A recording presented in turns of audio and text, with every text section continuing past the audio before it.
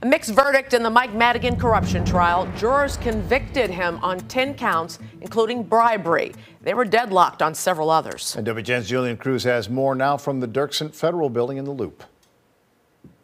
Good evening. Jurors reaching an impasse after 11 grueling days of deliberations, reaching their historic verdict, but it's a mixed bag for federal prosecutors.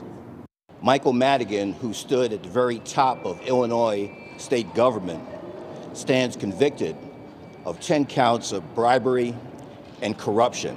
Federal prosecutors declaring victory after jurors find Michael Madigan guilty on conspiracy, wire fraud, and bribery charges, one of the most powerful political bosses in Illinois history, guilty on 10 criminal counts, including, among other things, count 2 conspiracy related to ComEd and count 4 bribery related to the alleged scheme to send payments from ComEd to Madigan allies. The former Speaker of the Illinois House not guilty on 7 counts, including another bribery charge in count 3, and not guilty when it comes to Madigan's attempted extortion charge.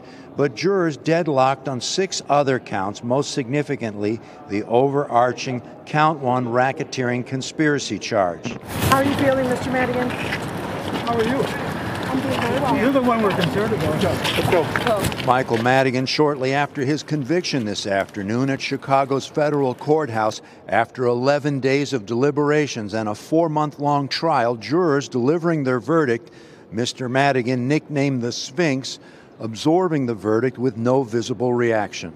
Serious, that Madigan's serious face and just stoic. Bribery, whether it's the old-fashioned cash stuffed in an envelope or the more refined version practiced by Madigan, is still illegal, it's still corrupt, and it's still against the law. 16 of the original 23 counts in the criminal indictment, the direct result of secretly recorded conversations with now former Alderman Danny Solis, who came with a host of personal problems, a flawed but obviously effective star witness for the chief of the U.S. Attorney's Public Corruption Section, Amar Bachu, and his team of seasoned government prosecutors who worked to rehabilitate Solis. The government didn't pick Danny Solis. The defendants picked Danny Solis.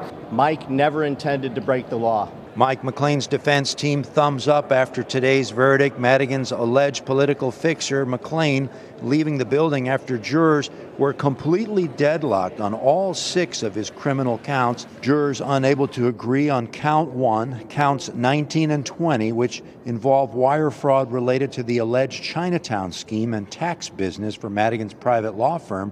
The jury also had an impasse on bribery and conspiracy charges, though Michael McLean still awaits sentencing in another trial, the 2023 conviction of the ComEd 4.